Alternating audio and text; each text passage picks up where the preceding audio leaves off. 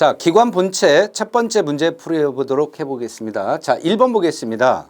실린더의 윗부분이 아랫부분보다 마멸이 큰 이유는 뭐냐? 자, 우리 실제 실린더의 그 마멸 경향을 보면요. 실린더가 이렇게 있으면, 자, 여기를 우리는 상사점 TDC라고 표현을 하고요. 여기를 우리는 하사점 BDC라고 하죠. 그죠?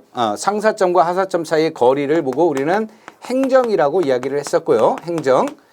자, 그런데 상사점 근처에서 마멸이 크다라는 얘기는 결국은 이런 형태가 마멸이 됩니다. 이렇게 해서 약간의 이런 테이퍼 형태의 마멸이 발생을 해요. 상사점 근처가 마멸이 제일 크고 하사점, 기통 하단으로 내려오면일수록 마멸은 거의 없습니다.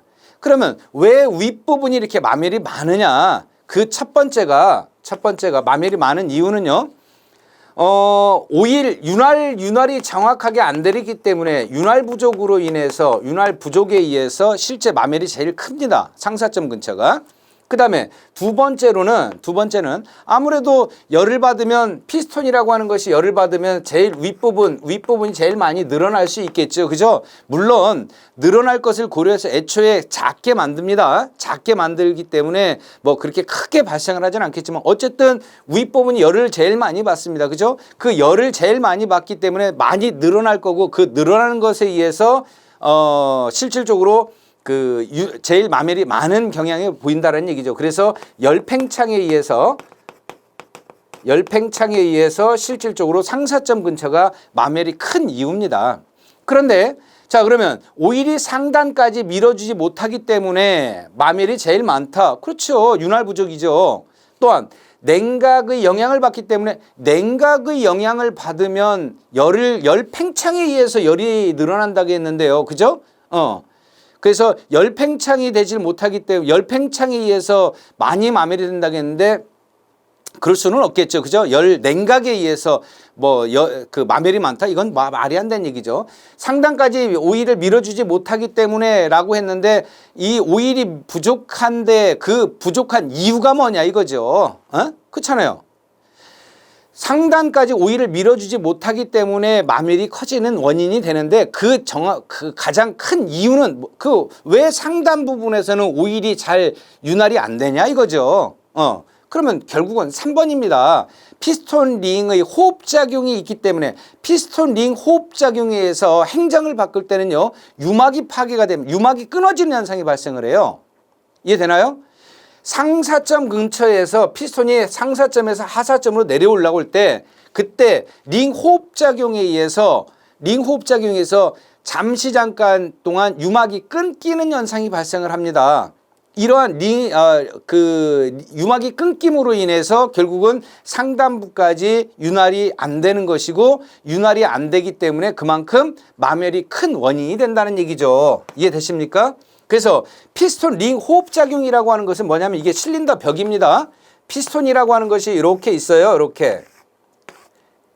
예를 들어서 이렇게 있는데 그때 여기에 피스톤 링이라고 하는 것이 들어가겠죠. 피스톤 링이라고 하는 것이 들어갈 텐데 피스톤 링이라고 하는 것은 이렇게 들어갈 겁니다. 이렇게. 그래서 이 벽을 밀고 있겠죠.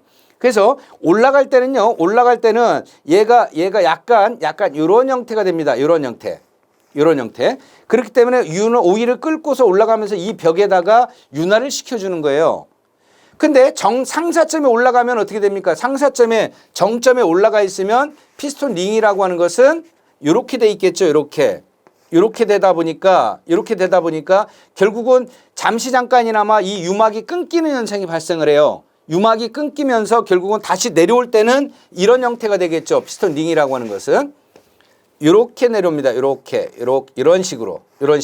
그래서 오일을 아까 끌고 올라갔던 것을 긁어갖고 내려오는 현상을 발생을 하죠. 근데 만약에 이게 정점에 있다, 상사점에 있다라고 하면 이렇게 되다 보니까 유막이 더 이상 존재하지도 않고 하기 때문에 그 유막이 끊김 현상이 발생하고 그 유막의 끊김에 의해서 결국은 마멸이 제일 많아지는 가장 큰 이유라고 보면 되겠죠. 이해되시나요? 그래서 피스톤 링의 호흡작용으로 인해서 결국은 유막이 잠시 잠깐 끊기게 되는 거고 그 잠시 잠깐 끊김으로 인해서 결국은 상사점 근처가 상대적으로 하사점보다 마멸이 큰 원인으로 보는 거죠.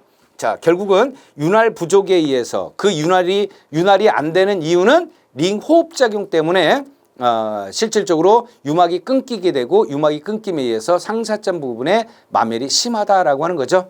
자, 네 번째, 압력이 작기 때문에 상대적으로 뭐 압력하고는 마멸하고 큰 영향을 미치지는 않겠죠. 그렇죠?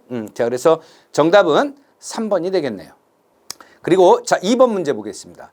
피스톤 슬랩 현상이라고 하는 것은 뭐냐? 그 다음에 피스톤 슬랩 현상에 대한 예방 방법에 대해서 잘못 설명한 것은 뭐냐라고 이야기를 하고 있습니다. 그죠? 그러면 피스톤 슬랩 현상이라고 하는 것을 한번 먼저 생각을 한번 해봅시다. 피스톤 슬랩이라고 하는 것은 슬립이라고 하는 것은 미끄러지는 거고 여기에서 얘기하는 것은 슬랩입니다. 슬랩. 피스톤 슬랩 현상이라고 하는 것은 자, 우리가 피스톤이 상하 왕복 운동을 하죠. 피스톤이 상하 왕복 운동을 합니다. 자, 이게 실린더고 피스톤이라고 하는 것이 이렇게 있으면 피스톤이라고 하는 것은 커넥팅 로드가 이렇게 회전을 하죠. 그죠? 이렇게.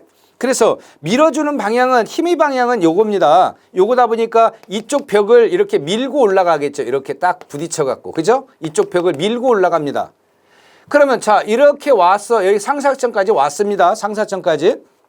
그러면 내려올 때는 어떻게 되냐면요. 위에서 내려주는 힘에 의해서 내려올 때는 결국은 이쪽 벽을 이렇게 긁어갖고 내려옵니다. 이쪽 벽을 밀쳐갖고 내려와요. 커넥팅 로드가 이렇게 되기 때문에 내려올 때는. 그래서 올라갈 때는 이쪽 벽을 밀고 올라가는 거고 내려올 때는 이쪽 벽을 밀고 내려온다라는 얘기죠.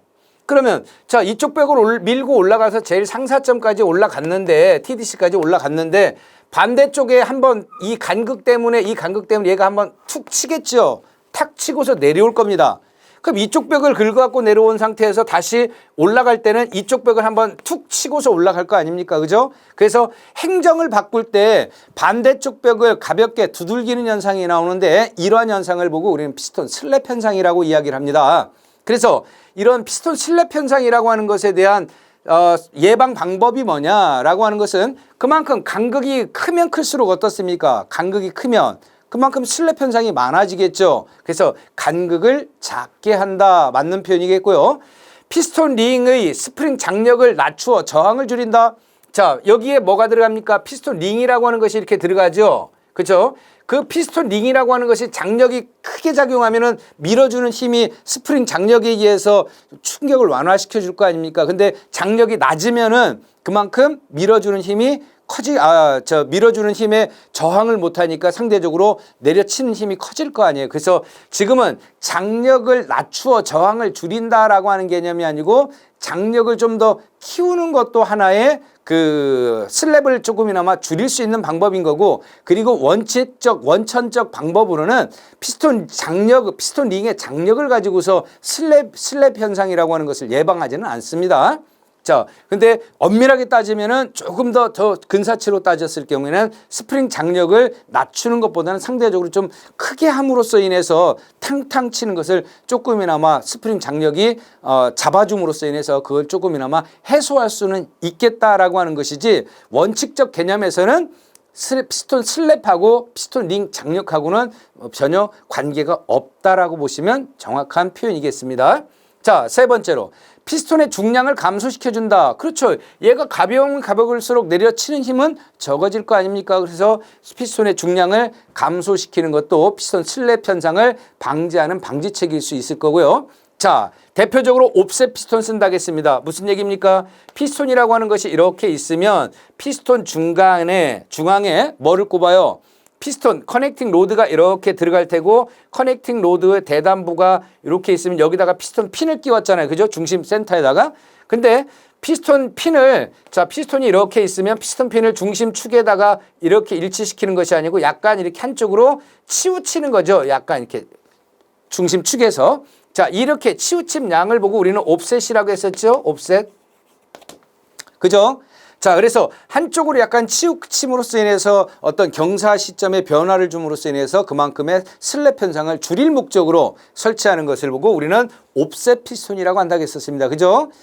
피스톤 핀을 중심 축을 기준으로 해서 약간 한쪽으로 치우친다. 이 치우침량을 우리는 옵셋이라고 했었고, 이렇게 제작하는 피스톤을 옵셋 피스톤이라고 한다. 옵셋 피스톤을 설치하는 목적은 그렇죠. 피스톤 슬랩을 감소시켜줄 목적이다. 라고 하는 것들 참고하시면 되겠고, 그러면 결국은 피스톤 슬랩 현상을 예방하는 방법으로 잘못된 것은 피스톤 슬랩과 피스톤 링의 장력하고는 별개의 관계를 갖는다라고 했었죠. 그죠? 자, 그래서 피스톤 슬랩이라고 하는 것은 피스톤과 실린더 벽 사이를 간극이 크면 피스톤이 운동 방향을 바꿀 때, 그렇죠, 하사점에서 상사점으로 또는 상사점에서 하사점으로 운동 방향을 변환할 때 실린더 벽을 충격을 주는 현상을 우리는 피스톤 슬랩 현상이라고 정의했었습니다. 참고하시기 바라고. 자, 3번 보겠습니다.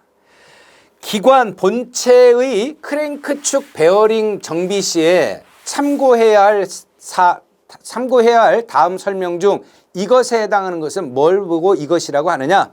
자, 이것은 베어링의 바깥둘레와 하우징의 안둘레의 차이를 두는 것이며, 이것이 너무 크면 베어링이 안쪽 면으로 찌그러지고 저널에 긁힘이 생기며, 또 너무 작으면 엔진 작동 중 온도의 변화로 헐거워져 베어링 저널을 따라서 같이 타고 돌아가서 베어링의 열전도성이 떨어지게 된다. 자, 우리 베어링과 어떤 하우징이라고 하는 것을 보면은요, 크게 우리 두 가지가 있을 수 있습니다. 자, 이게 하우징입니다. 이렇게 하우징이 있어요. 이렇게 하우징이 있고, 이게 하우징이라고 하고, 이 안쪽에 베어링이 들어가야겠죠. 베어링이 예를 들어서 이렇게 들어갑니다. 이렇게. 자, 이렇게 베어링이 들어갔는데, 자, 노란색 요 부분이 베어링의 바깥둘레가 되겠죠. 지금 요 부분. 그죠? 요 부분. 그 다음에 하얀색 요 안쪽 부분을 우리는 하우징의 안둘레라고 하고, 노란색으로 되어 있는 이 바깥둘레를 베어링의 바깥둘레라고 하죠. 그래서 하우징의 안둘레와 베어링의 바깥둘레, 베어링의 바깥둘레와 하우징 안둘레의 차이, 이거 보고 뭐라고 하죠? 이렇게 툭 튀어나와 있는 요 부분을 우리는 뭐라고 합니까? 크러쉬라고 하죠. 크러쉬. 그죠? 자, 클러시라고 하는 것을 두는 목적이 이렇죠. 두는 목적 뭡니까? 너무 작으면 너무 안쪽 면이 너무 크면은 이게 너무 많이 툭 튀어나왔다는 얘기겠죠. 그럼 위에서 같이 이렇게 조립을 하다 보면 너무 돌출된 부분끼리 마찰을 일으키고 꽉 조립이 되면 이렇게 안쪽으로 튀어나오려고 할 거예요. 그죠? 그래서 안쪽 면으로 찌그러져 저널이 여기에 저널이 들어가는 거지 않습니까? 그죠? 얘가 이렇게 찌그러지겠다라는 거죠. 찌그러져서 저널에 흠집, 긁힘이 발생할 테고요. 또 상대적으로 이게 너무 작습니다. 크러쉬가 위로 돌출된 부분이 거의 없어요. 그러면 이 안에 저널이 있고 저널이 회전 운동을 하면 이 베어링도 같이 따라 돌겠죠. 그래서 열전도성이 떨어지는 이런 현상이 발생할 수 있겠더라는 거죠. 자, 이걸 보고 우리는 뭐라고 한다? 그렇죠. 크러쉬라고 합니다. 크러쉬. 자, 2번이 정답이겠죠? 크러쉬. 자, 그래서 크러쉬라고 하는 것은 베어링의 바깥둘레와 하우징의 안둘레의 차이를 두는 것으로서 조립식 밀착을 양호하게 하고, 그 다음에 열전도성, 열을 타고 돌아가는으로써 인해서 과열되는 것을 방지하는, 열전도성을 우수하게 해서 열을 방지하는 그런 것을 보고 우리는 뭐라고 한다? 크러쉬라고 하고요. 그러면 여기에서 스프레드라고 하는 것도 또 하나 있죠. 스프레드라고 하는 것은, 자, 하우징이 이렇게 있습니다. 이렇게 하우징이 있고요. 하우징이 있을 테고, 그 다음에 여기에다가 베어링을 누르지 않은 상태에서 걸쳐놓으면 이런 형태가 되겠죠. 누르지 않은 상태에서 걸쳐놓으면.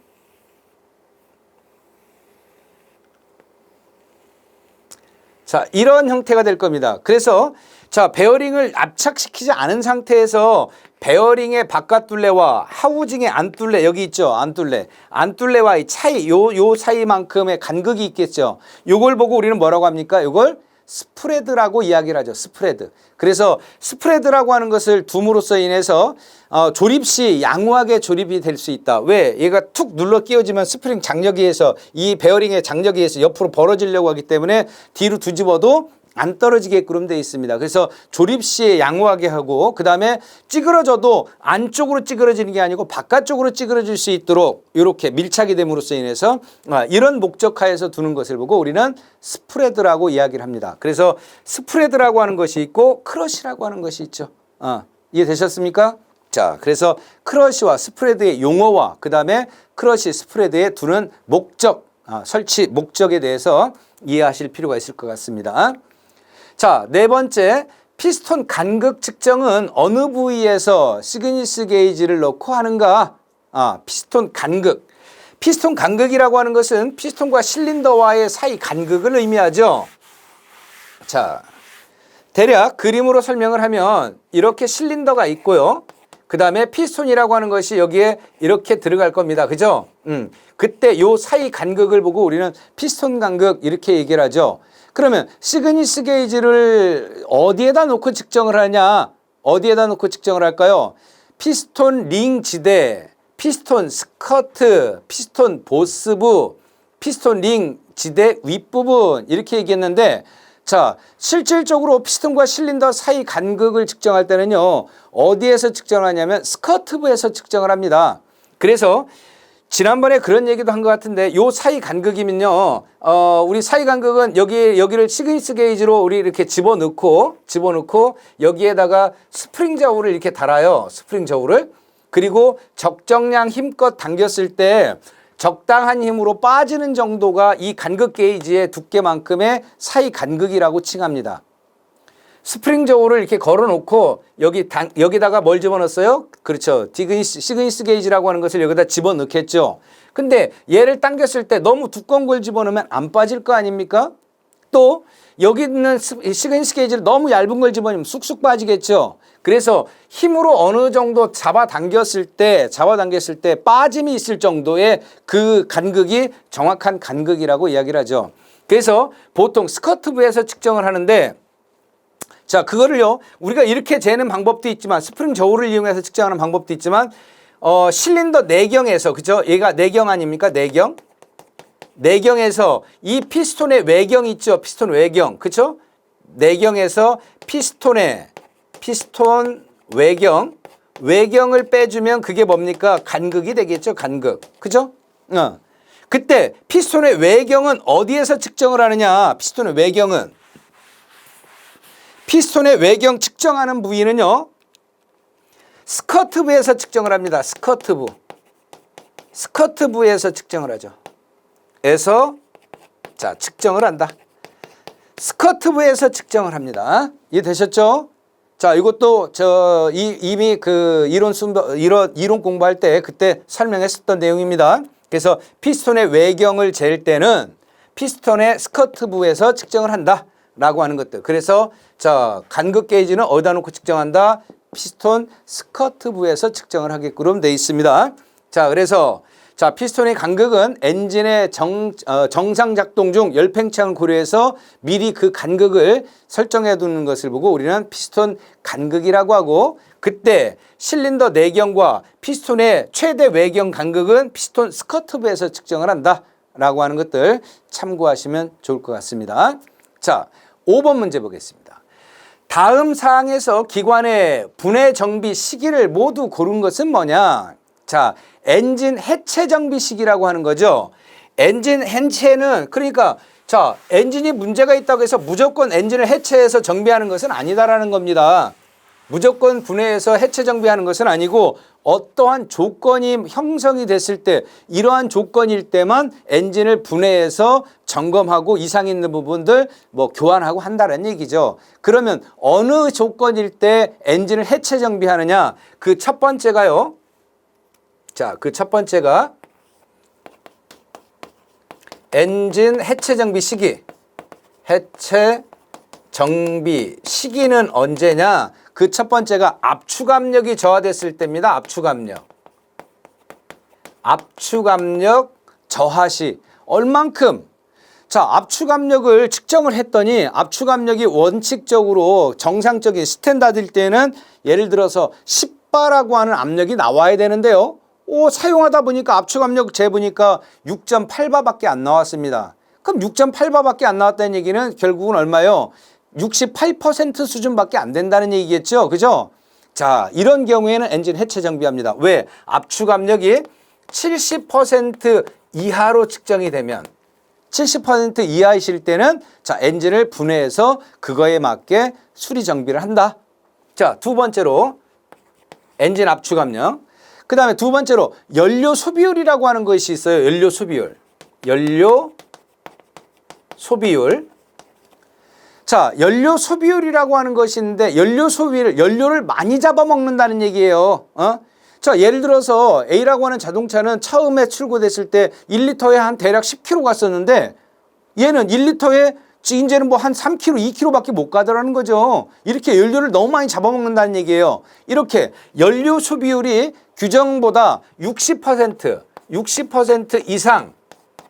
이상 연료를 많이 소모할 때 이때도 역시 엔진 해체 정비로 시기로 판단하고 뭐가 문제인지를 점검을 한다는 얘기죠. 자, 마지막 세 번째로요. 세 번째로. 엔진을 언제 또 해체 정비하느냐? 그 세 번째로 오일 소비입니다. 오일 소비. 오일 소비율이라고 하는 것이 오일을 많이 잡아먹는다는 얘기겠죠. 아니, 엔진 오일을 갈고 그 다음 엔진 오일 교환할 때까지 오일이 줄지를 말아야 되겠죠. 그죠? 오일이 준다는 얘기는 뭡니까? 오일이 준다는 얘기는 오일이 지금 줄어들고 있어요. 그러면 오일 소비라고 하는 것이 발생을 하겠네. 그죠? 오일 소비. 오일 소비가 왜 발생하는 거예요? 오일 소비는 딱 두 가지밖에 없습니다.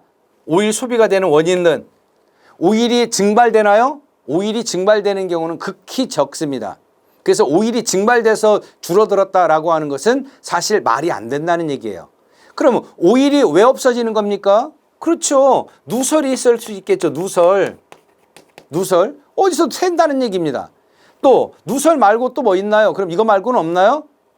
연소라고 하는 것도 있겠죠. 연소돼서 배기가스로 빠져나간다는 얘기예요.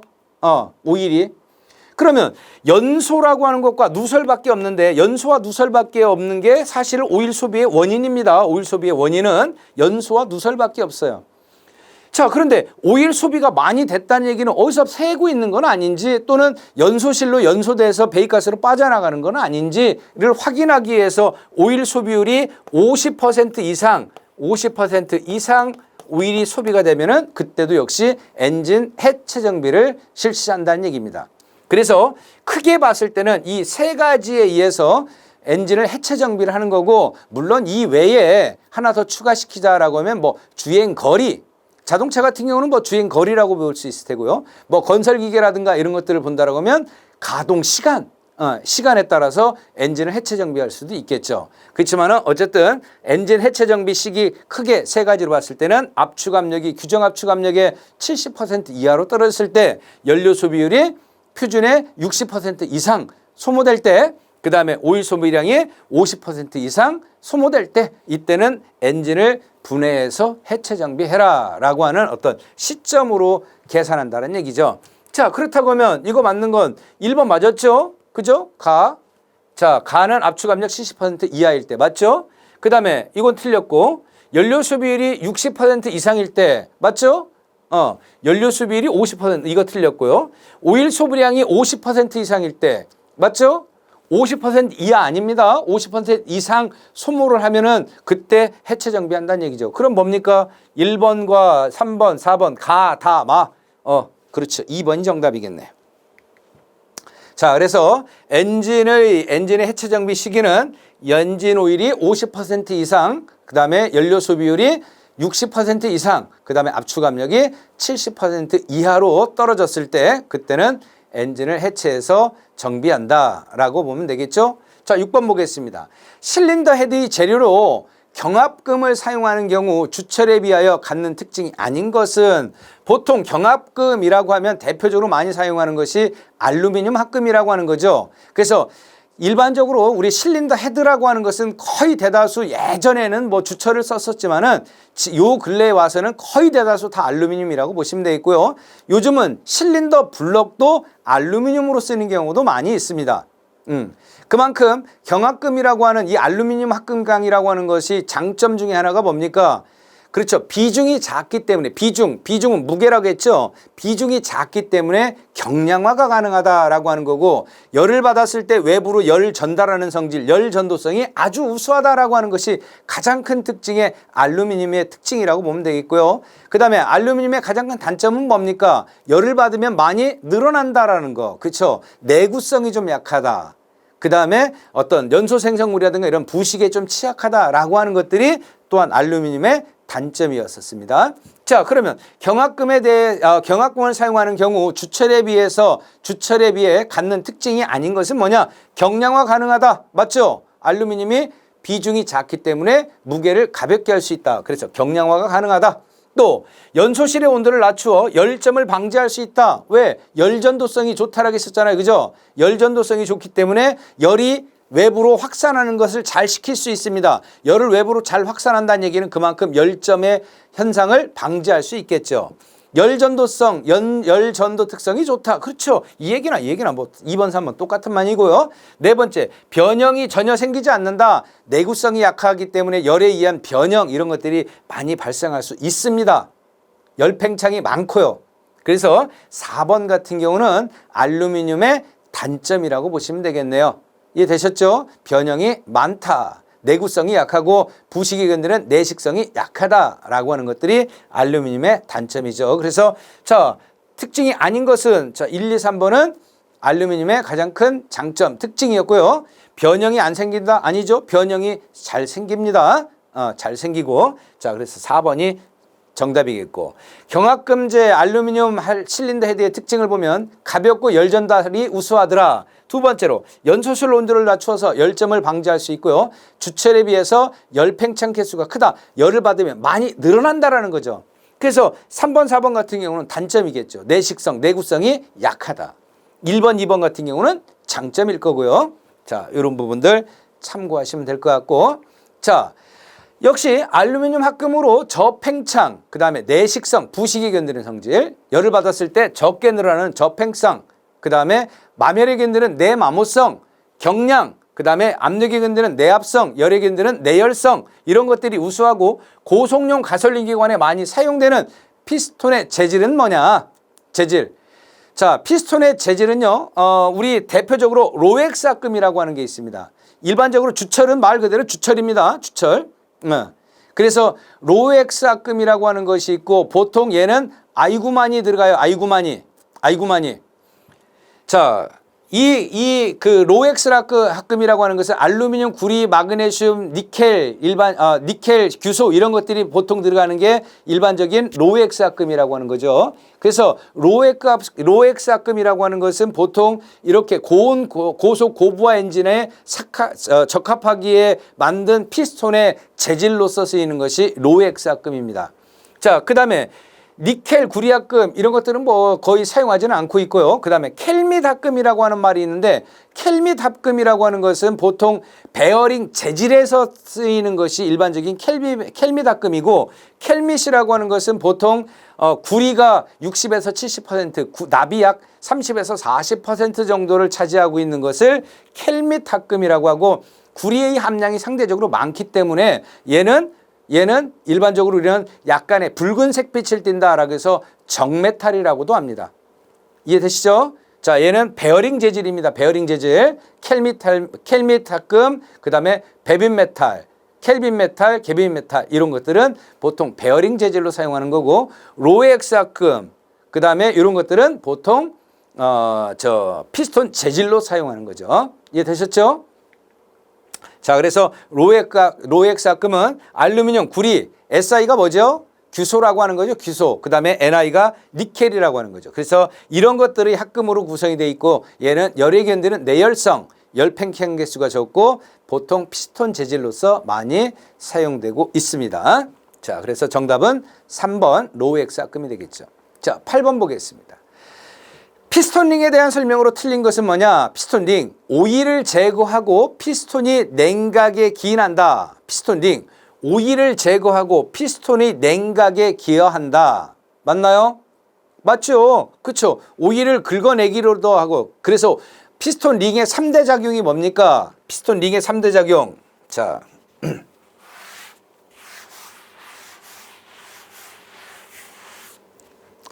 자, 피스톤 링 3대 작용이라고 공부했었죠, 우리? 그죠? 피스톤 링 3대 작용. 그 첫 번째 기밀작용이었죠. 기밀작용. 압축가스가 새나가지 못하도록. 그 다음에 두 번째로 냉각작용이었었죠. 냉각작용. 냉각작용이라고 하는 것은 피스톤 헤드에서 받은 열을 실린더 벽으로 피스톤 링이 전달해주는 그런 역할. 그죠? 그 다음에 세 번째로 오일 제어작용이었었죠. 오일 제어작용. 맞죠? 그래서 피스톤 링이라고 하는 것은 지금과 같은 이런 세 가지 작용을 합니다.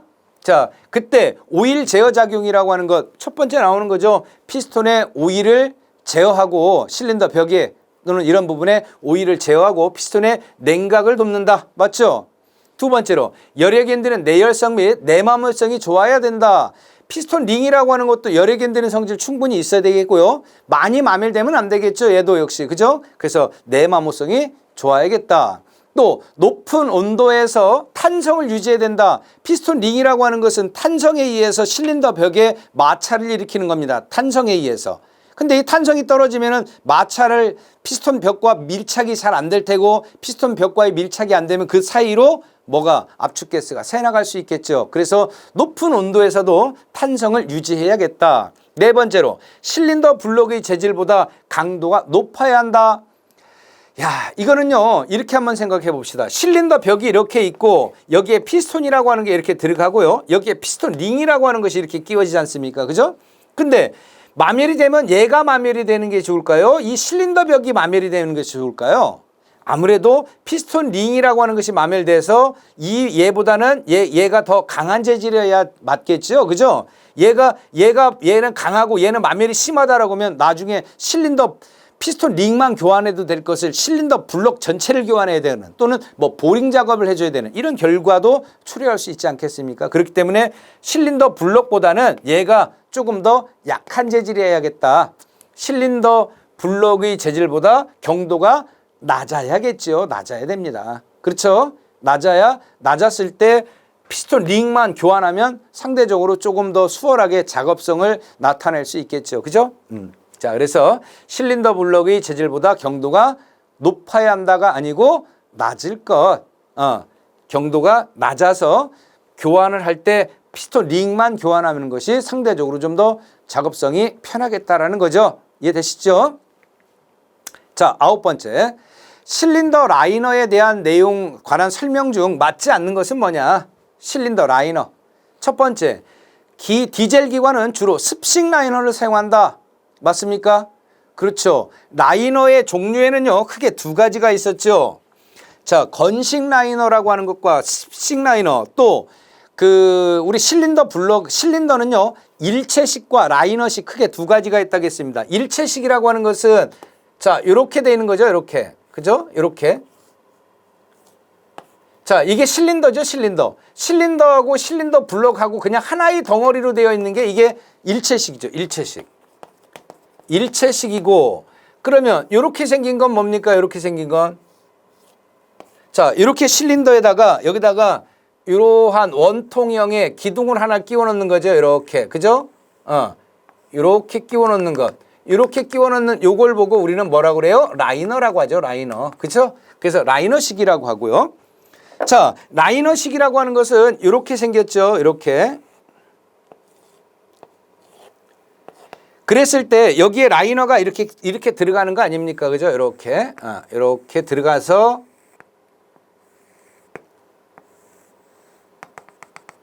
자, 이렇게 라이너가 들어가는 것을 실린더 블록과 이 실린더라고 하는 것이 이렇게 따로따로 떨어져 있는 형태를 보고 우리는 라이너식이라고 하고요. 이 라이너식에는 크게 두 가지가 있죠. 여기 반을 이렇게 딱 짜게서 보면은 자, 이쪽만 가지고 생각해 봅시다. 이쪽만. 이쪽에는 냉각수가 있을 거예요. 냉각수. 자, 이 부분이 냉각수 통이라고, 냉각수 통로라고 보자고요. 이게 냉각수 통로. 냉각수 통로가 실린더 벽을 거치고 라이너와 이렇게 해서 3단계 라이너가 냉각수와 간접 접촉하는 이런 타입을 보고 우리는 뭐라고 그래요? 이걸 건식 라이너라고 하죠. 건식 라이너. 그죠? 근데 이쪽은요. 냉각수가 이렇게 있어서 이 부분에 직접 접촉을 해요. 냉각수하고 뭐가 라이너가 직접 접촉을 하는 이러한 타입을 보고 우리는 뭐라고 합니까? 이걸 습식 라이너라고 하죠. 습식 라이너. 맞죠? 자, 그래서 일체식과 라이너식이 있고 라이너식에는 냉각수와 간접 접촉하는 이런 형태를 보고 우리는 건식 라이너라고 한다고 했었고 이렇게 냉각수와 직접 접촉을 하는 것을 우리는 습식 라이너식이라고 한다고 했었잖아요. 그죠? 자, 그럼 한번 봅시다. 지금 디젤 기관은 주로 습식 라이너를 사용한다. 디젤 기관 이런 형태를 많이 쓴다. 라이너를 끼우는 형태고 냉각수와 직접 접촉하는 형태로 쓰인다. 맞습니다. 디젤 기관은 특히 대형 디젤 같은 경우는 거의 대다수 지금처럼 습식 라이너 형태를 많이 사용을 하고 있습니다. 두 번째로 가솔린 기관은 주로 건식 라이너를 사용한다.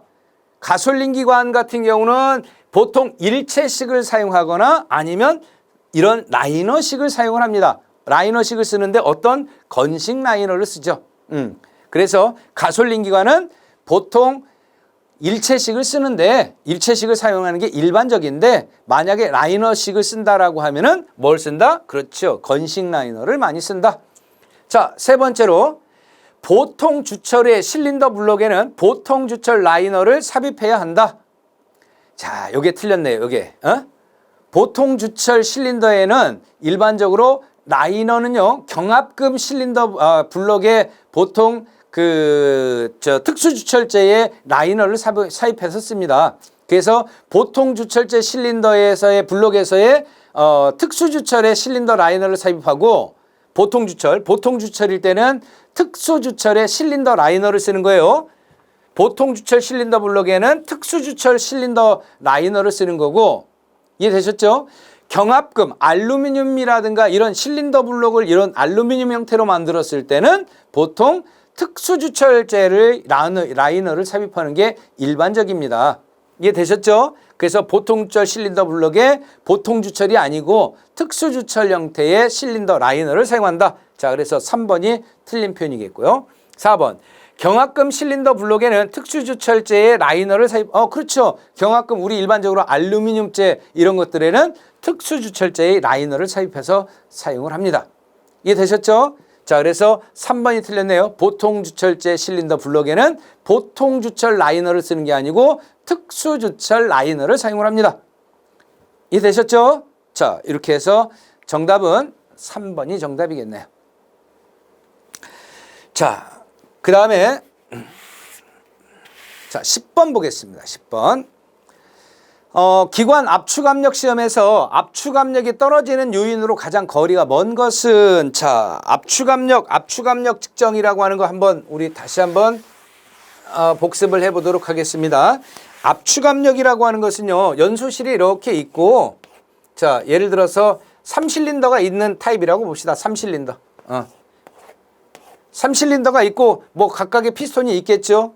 그러면 자 내가 지금 압축압력을 측정할 거예요. 예를 들어서 2번에 얘가 1번 실린더고 얘가 2번 실린더고 얘가 3번 실린더라고 했을 때 2번의 압축압력을 잴 겁니다. 그럼 2번의 압축압력을 재기 위해서 점화 플러그라고 하는 것이 있었죠. 이 점화 플러그를 빼냅니다.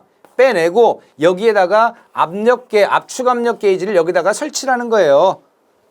점화 플러그 뺀 구멍에다가.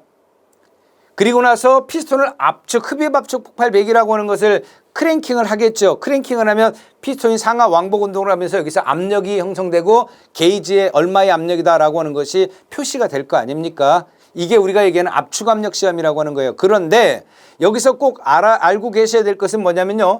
내가 지금 측정하고자 하는 자동차는 항상 워밍업이 다 되어 있어야 됩니다. 워밍업이 다 돼 있어야 되겠고요. 그 다음에 내가 지금 2번의 압축압력을 재보고 싶다라고 해서 2번의 점화 플러그만 빼고 거기다가 압력계를 설치하는 것이 아니고 모든 점화 플러그는 전부 다 빼줍니다. 전부 다 탈거해야 돼요. 전부 다 탈거하고 난 다음에 측정하고자 하는 곳에다가 압축압력 게이지 설치하고 압력 재는 겁니다. 여기에 피스톤, 점화 플러그가 다 있는 상태에서 측정하는 것이 아니고 1번, 2번, 3번, 4번 4개의 실린더라고 하면 점화 플러그를 모두 다 제거를 하고 난 다음에 자, 내가 2번 측정한다 또는 뭐 3번 측정한다 그러면 3번에다가 압축압력 게이지 설치해서 크랭킹하면 되는 겁니다. 이해되셨죠? 이렇게 압축압력을 측정하는 겁니다. 자, 이렇게 해서 압축압력이 규정 압축압력보다 높게 나오는 것도 있을 테고 낮게 나올 수 있는 경우도 있습니다. 자, 원래 여기 압력이 10바가 정상이어야 되는데 10바보다 약 110% 이상 110%라는 얘기는 압축압력이 높아졌다는 얘기죠. 그죠? 압축압력이 높아져서 얼만큼? 110% 이상 높아졌습니다. 10바여야 되는데 내가 예를 들어 11.3바가 나왔어요. 그럼 113% 아닙니까? 그죠? 이렇게 110% 이상 증가하면은 뭐냐? 뭐가 문제냐? 또 70% 이하로 나왔을 때 압축 압력이 예를 들어서 10바가 정상인데 내가 6.8바 나왔습니다. 그럼 70% 이하잖아요. 그죠? 요 사이 범주 안에 들어가면 일반적으로 정상이라고 그냥 판단합니다. 정상. 근데 압축 압력이 너무 높게 나오거나 지금처럼 너무 낮게 나오면 문제가 있는 거죠. 그 이상이 압축 압력이 높게 나올 수 있는 원인은 딱 한 가지죠. 그 원인 한 가지가 뭡니까? 그렇죠. 연소실에 카본이 퇴적됐을 때 압축 압력이 높게 나올 수 있는 원인은 딱 하나입니다. 연소실에 카본 퇴적됐을 때.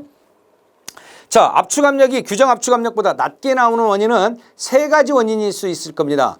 자, 첫 번째로 밸브에 밀착이 불량할 때, 밸브 밀착 불량할 때, 밸브가 밀착이 불량해서 압축가스가 새나가는 것을 보고 우리는 뭐라겠죠? 블로우백 현상이라겠죠? 그럼 블로우백 현상에서 가스가 다 새나가니까 압축 압력이 떨어질 수밖에 없겠죠.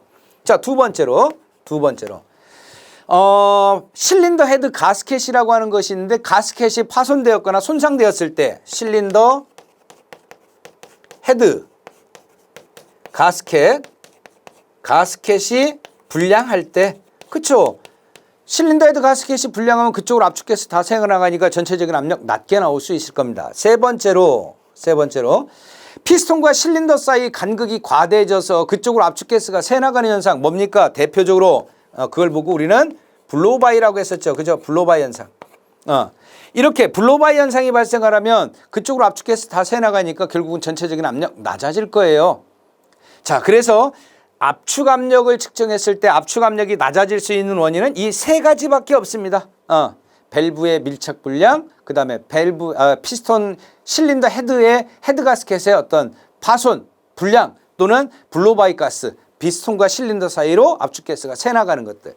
그런데 지금 요 두 가지가 문제인지 아니면 요게 문제인지 요거를 좀 다르게 해석해 볼 수가 있을 것 같아요. 자, 내가 압축 압력을 측정했습니다. 그랬더니 압축 압력이 6.8바 나왔어요. 규정값보다 지금 70% 이하죠. 그 상태에서 저렇게 측정하는 것을 보고 우리는 건식 측정법이라고 하고요. 건식. 여기다가 압축 압력 게이지를 빼내요. 그리고 여기다가 엔진 오일을 집어넣습니다. 엔진 오일. 엔진 오일이라고 하는 것을 약 10cc 정도 집어넣어요. 10cc. 엔진 오일을 압축 압력을 압력계를 빼내고요. 거기다가 엔진 오일을 약 10cc 정도 집어넣죠. 그리고 나서 한 1분 정도 기다립니다. 그러면 오일이 이렇게 퍼지겠죠. 이렇게. 그죠? 그런 상태에서 압축 압력을 더 측정하는 것을 보고 우리는 습식 측정법이라고 합니다. 저 오일을 집어넣지 않고 그냥 압축 압력 측정하는 것은 건식. 압축 압력이 규정 압축 압력보다 70% 이하로 떨어졌어요. 이하로 떨어지면 이런 원인들이 있는데 세 가지 원인들이 있는데 얘가 문제인지 이런 것들이 문제였는지를 정확하게 알아보기 위해서 실시하는 시험을 우리는 뭐라고 한다? 그렇죠. 습식 시험이라고 합니다. 습식 시험은 어떻게 한다? 그렇죠. 연소실에다가 약 10cc의 엔진 오일 정도를 집어넣고서 기다렸다가 다시 한번 압축 압력을 측정을 하는 거죠. 그랬더니 압축 압력이 그대로이더라. 건식을 했던 습식을 했던 압축 압력이 똑같더라. 그러면 이 두 가지 원인입니다. 얘는 건식을 했든 또는 습식을 했든 어떻다? 압력이 똑같다. 압축 압력이 똑같으면 그거는 밸브의 밀착 불량이나 아니면 실린더 헤드 가스켓이 불량일 경우에 건식 습식을 했을 때 압력이 똑같게 나옵니다. 근데 자, 이쪽 블로바이 가스 그동안 압축가스가 일로 새 나갔어요. 이쪽으로 새 나갔고 여기다가 오일을 지금 부어놨죠. 오일을 부어놓고 여기를 메꿨잖아요. 메꿨더니 압축 압력이 어떻게 됩니까? 당연히 올라가겠죠. 그래서 압축 압력이 올라가면 습식 후에 압력이 올라간다라는 얘기는 결국 그동안 블로바이 현상 때문에 압축 압력이 낮았구나라고 하는 것을 정확하게 테스트해 볼 수 있는 것이 건식과 습식법이라고 하는 거죠. 이해되셨죠? 자, 여기까지는 참고하시고.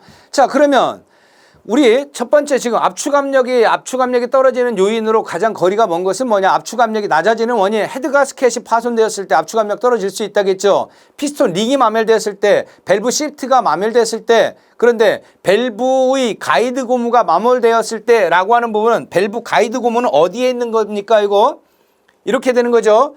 연소실이 이렇게 있고, 자.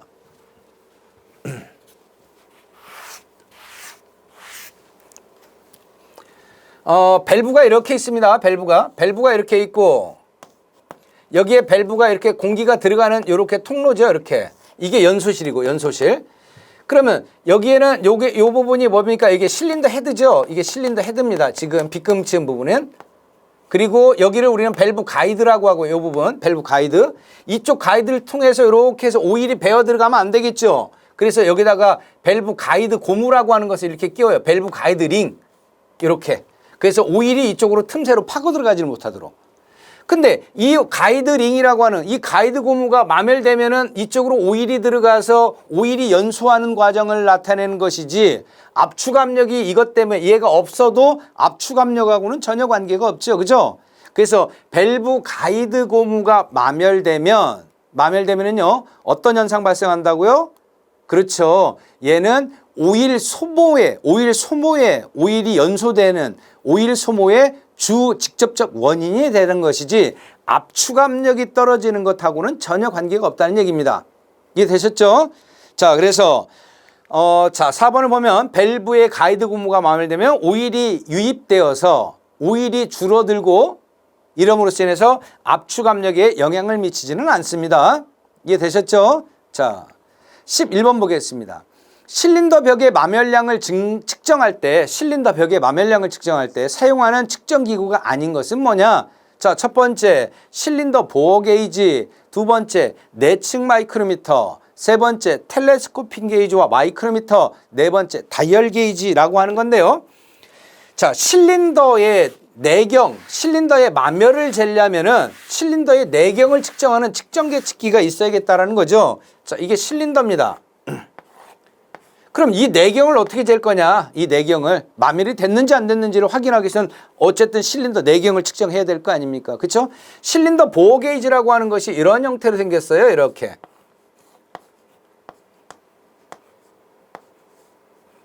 그래서 실제적으로 이 제일 뒷부분에 여기 부분이 이렇게 누르면은 바늘이 이렇게 움직이게끔 되어 있습니다.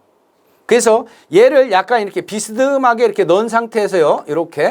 이런 상태에서 얘를 반듯하게 세우면 얘가 이렇게 눌리겠죠? 이렇게 수직으로 되면서. 그죠? 눌렸을 때 바늘이 얼만큼까지 이렇게 움직이느냐, 이걸 가지고서 우리는 측정할 수 있는 게 실린더 보어 게이지라고 하는 겁니다. 그 다음에 내경. 자, 우리 이렇게 돼 있는 것, 요 부분은 외경이죠. 그죠? 외경을 잴 때는 외경 마이크로미터라고 하는 것이 있고, 지금처럼 이렇게 해서 요 안에 내경을 측정하는 것은 내측 마이크로미터라고 하는 거죠. 그래서 우리 이 내측을 측정할 수 있는 마이크로미터라고 해서 우리는 내측 마이크로미터. 그렇죠. 내경 직접 잴 수 있겠죠. 자, 세 번째로 텔레스코핑 게이지라고 하는 것은 뭐냐면요. 텔레스코핑 게이지는 형태가 이런 형태로 되어 있습니다.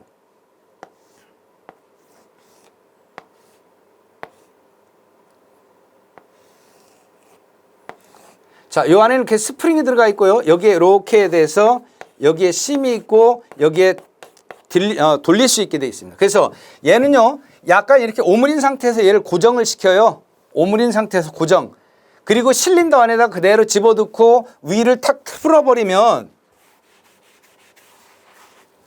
자, 이런 거죠. 이렇게 집어넣어놓고 이렇게 집어넣은 상태에서 위를 풀면, 위를 돌리면은 얘가 스프링 장력에서 탁 튕겨져 나가겠죠. 그죠? 튕겨져 나간 상태에서 고정을 시킵니다. 고정을 시키고 그대로 빼내요. 그런 다음에 외경 마이크로미터라고 하는 게 있어요. 마이크로미터, 외경을 측정하는 이 마이크로미터를 이용해 가지고 이 값이 얼만큼 되느냐를 측정을 하면 되겠죠. 그래서 텔레스코핑 게이지는 본인 스스로 혼자 측정할 수는 없고, 텔레스코핑 게이지와 마이크로미터라고 하는 것을, 텔레스코핑 게이지와 외경을 측정하는 외경 마이크로미터를 이용해서 우리가 실린더 내경을 측정할 수도 있겠죠. 그런데 저 다이얼 게이지라고 하는 것은요, 보통 어떻게 생겼냐면 이런 형태로 보시면 될 것 같아요. 다이얼 게이지가 이렇게 있고, 여기에 이렇게 그래서 여기가 눌리면은 그냥 바늘이 이렇게 움직이게끔 돼 있습니다. 여기가 눌리면 여기가 눌리면 눌린 만큼 바늘이 빙 돌아가게끔 돼 있어요. 그래서 이런 것들을 갖고는 보통 뭘 측정하냐면요. 이 축이 있으면 이 축이 좌우로 까딱까딱 노름이 있겠죠. 그래서 여기다 다이얼 게이지 설치해 놓고 이 축이 이렇게 있으면 이 축 끝에다가 다이얼 게이지를 이렇게 쭉 수직으로 설치해 놓고 이 축이 좌우로 까딱까딱 움직인 양이 바늘로 움직일 수 있겠죠. 이런 축의 어떤 유격이라든가 또는 휨이라든가 또는 뭐 어떤 그 뒤틀림이라든가 이런 것들을 측정하는 데 사용하는 것이 다이얼 게이지입니다. 그래서 다이얼 게이지라고 하는 것은 내경을 직접 측정할 수는 없어요. 이해되셨죠? 그래서 실린더 내경을 직접 측정할 수 있는 계측기는 실린더 보어 게이지라고 하는 것이 있고요. 그 다음에 내경을 직접 측정할 수 있는 내경 마이크로미터, 그 다음에 텔레스코핑 게이지와 마이크로미터를 이용해서 내경을 측정할 수 있다. 자, 내경을 측정할 수 있다는 얘기는 결국은 실린더 벽의 마멸량을 측정할 수 있겠죠. 자, 그래서 정답은 4번이 정답이겠네요. 이해되시죠? 자, 그 다음에 12번. 엔진에서 실린더 헤드의 볼트를 조일 때, 볼트를 일정하게 조이지 않았을 때, 실린더 헤드에서 볼트를 일정하게 조이지 않았을 때 일어나는 현상과 거리가 먼 것은 뭐냐? 우리 볼트를 정확하게 고정을 시켜야 될 거 아닙니까? 그죠? 우리가, 자, 이게 실린더 헤드가 이렇게 있어요. 이렇게, 이게 실린더 헤드입니다. 헤드고, 이 아래쪽에는 실린더 블럭이라고 하는 것이 이렇게 있겠죠. 그죠? 이렇게 있을 거 아닙니까? 실린더 블럭이. 그죠? 그러면 자, 실린더 헤드와 실린더 블럭을 두 개를 이 사이에다가는 가스켓을 집어넣고요. 가스켓이 들어간 상태에서 볼트로 고정을 시킬 거 아닙니까? 그죠? 볼트를 고정을 시키는데 볼트가 보통 한 10개 정도라고 하고 하나, 둘, 셋, 넷, 다섯, 여섯, 일곱, 여덟, 아홉, 10개 이렇게 10개 정도가 있을 거예요. 그랬을 때 볼트를 조이는 순서와 푸는 순서가 있다겠죠. 먼저 푸는 순서를 먼저 잠깐 이야기를 하면요. 풀 때는 바깥쪽에서 안쪽을 향해서 대각선을 이루면서 푼다고 했었고요. 조일 때는 안쪽에서부터 바깥쪽으로 조여나가기 시작한다. 역시 대각선을 이루면서. 그래서 풀 때를 보면은요. 예를 들어서 여기를 1번으로 잡았다라고 하면 여기가 1번. 그 다음에 여기서 대각선이면 이쪽이 2번이 되겠죠. 그 다음에 여기서 반대면은 여기가 3번이 되겠고요. 여기서 대각선이면 여기가 4번이 되겠죠. 그 다음에 여기서 대각선이면 여기가 5번이 되겠고, 여기서 대각이면 6번, 여기서 반대면 7번, 여기서 반대면 8번, 여기서 이쪽이면 9번, 10번. 이해되십니까? 그래서 바깥쪽에서 안쪽으로 대각선을 이루면서 이렇게 풀어오는 것이 가장 적합하겠다. 또 반대로 조일 때는 어떻게 할까요? 조일 때는요. 역순이죠. 안쪽에서부터 바깥쪽으로 그 다음에 역시 대각선을 이루면서 그런데 나는 지금 여기를 1번으로 잡고 싶어요. 여기를 1번. 여기가 1번이라고 합시다. 그럼 여기 1번이면 이쪽이 2번이 되겠죠. 어느 쪽으로 가도 상관없습니다. 여기서 1로 갈게요. 3번. 여기서 4번. 여기서 5번. 여기 6번. 그 다음에 이쪽으로 7번. 여기로 8번. 이쪽에 9번, 자 이쪽에 10번 이렇게 해서 역시 안쪽에서 바깥쪽으로 약간 대각선을 이루면서 조인다라는 얘기겠죠. 자, 그래서 이렇게 해주는 이유가 뭡니까? 이렇게 해주는 이유가 변형이 발생하지 않도록 하는 거죠. 변형. 실린더 헤드가 변형이 될 수 있다는 얘기예요. 조임, 불균일한 조임이라든가 조이는 순서라든가 이런 것들을 잘 맞춰지지 않았을 경우에는 실린더 헤드가 뒤틀어진다는 얘기죠. 뒤틀어지면 여기 있던 이 가스켓 사이로 뭔가가 자꾸 빠져나올 거 아니에요. 그죠? 그 안쪽에는 뭐 있습니까? 연소실이 있죠. 연소실에 있는 압축가스가 새 나올 거 아닙니까? 또 실린더 헤드와 실린더 블럭 사이에는 냉각수 통로가 있습니다. 냉각수 통로도 있고 오일 통로도 있어요. 오일 통로. 이런 것들이 제대로 변형이 돼버리면 그쪽으로 오일도 새 나올 테고 냉각수도 새 나올 수 있겠죠. 그쵸? 압축가스 다 새 나올 테고. 자, 이런 것들을 고려한다라고 하면 결국은 지금처럼 균일한 조임으로 어떻게 한다? 볼트를 조이는 순서와 푸는 순서를 좀 입각해서 정비하는 것이 가장 최선이겠다. 그리고 자, 조일 때는 어떻게 됩니까? 한번 쭉 다 조여놓은 상태에서 맨 마지막에는 규정의 토크대로, 그죠? 토크렌치라고 하는 것을 이용해서 고정을 시켜줘야겠죠. 토크렌치라고 하는 것을 이용해서.